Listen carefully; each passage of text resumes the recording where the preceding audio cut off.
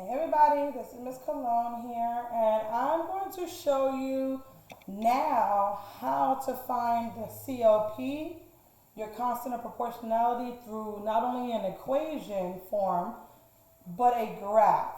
Now, before we did finding the COP or K on a table, but I forgot to mention what it looks like in an equation form and how do I now find it on a graph.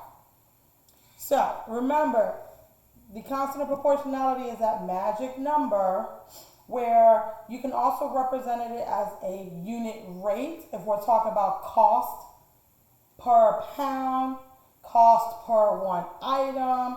So when we get word problems and we're seeing money, we're basically talking about the unit rate, but for everything else, we're talking about the COP, which means the exact same thing.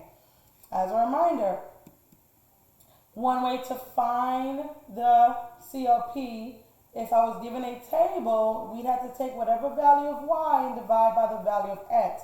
This is why it's important for you to label your tables. The left column is your x and your right column is your y. Now typically they do give you different variables, but I still want you to label as your left being your x and your y being your right. We're also going to use this same little formula to find the magic number on a graph in case that value we're looking for is not so visible, where the x value is 1. Because the idea is we want the x value to be 1. So when I look at a graph, okay, two things need to come to play. First off, before you find the magic number. One, is my graph a straight line? It has to be a straight line.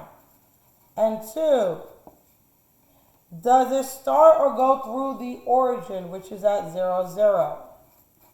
If those two criteria are met, now I can find the COP.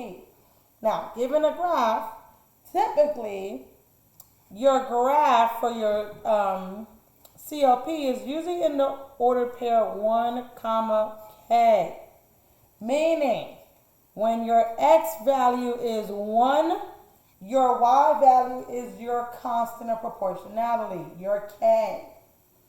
So, this is your x-axis always, this is your y-axis always. Y is representing my money then, and then the x is representing my hours. If I'm trying to find a K, I need to go to the point where my x-coordinate is 1. So, on my x-axis, here is 1. And if I go up to 1, it kind of stops right here, which is on the value of 8.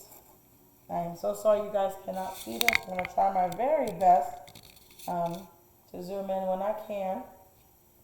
So my y value is 8, so that means my k is 8. Now mind you, we're talking about money, so this is actually a unit rate problem. It's $8 per 1 hour. That's how you read that. So let's do another one on a table. And my apologies, because I guess the paper bled right through. So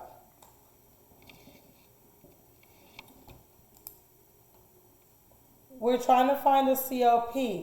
So y is my distance and x is my number of hours. Now again, k is usually if, to find k, your x value has to be 1. But if you notice here, it goes 0, 0, okay, but then it's 2, 10, 4, 20, 6, and so on. So there's no way to find my value of k when my x value is 1, since my x values are counting by 2s. So we're going to have to pick an ordered pair now. So one of the points we can pick, for instance, let's pick this order pair, 6, 30. So 6, 30. If I want to find the unit rate, or in this case, our K, you need to remember that little formula though, y divided by x. This also applies for your tables. So now you should know in your order pairs, x always comes before y for your order pairs, because x always comes before y in the alphabet. So now I'm going to plug in your x and your y's for this little formula. Y is 30 and x is 6. And then simplify. 30 divided by 6 is 5. Now, if you're not too sure if that works out, let's use another order pair on that graph. Let's use 10 and 50. 10 comma 50. Again, this is x, this is y. So plug it in. Y is 50 over x, which is 10. And again, 50 divided by 10 is 5.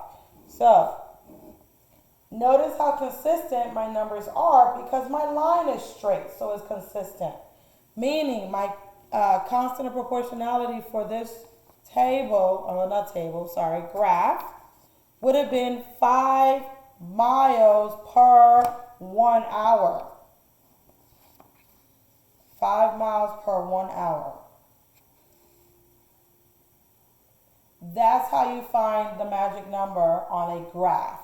Now, finding the magic number on an equation is the most easiest thing ever. So remember how your equation is supposed to look like y equals k times x, where k is your COP. Okay?